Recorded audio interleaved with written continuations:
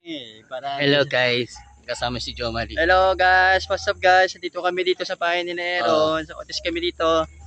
Kaya bibisita lang namin, minsan na kami bibisita na yung araw na to. Tara, Sige, pasok kami sa loob. pasok na kami guys. So, tumating si Jomari habang wala pa mga kaibigan niya. Ayan. Yung shorta niya, busy. Baka busy yun. Nasa spot.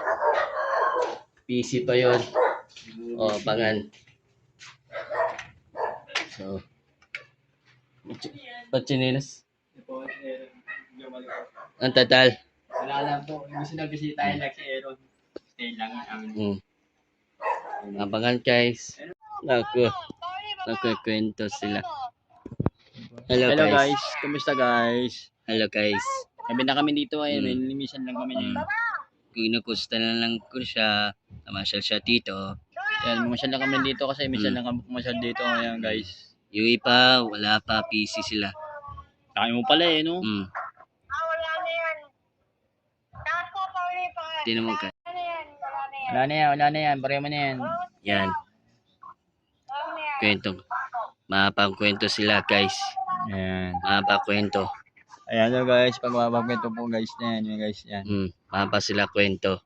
Guys, abangan po. Ilaw na guys. Next sa July 17 pag-birthday ni Dalia. Mamaya ako mga 7:30, uwi na rin ako. So abangan guys.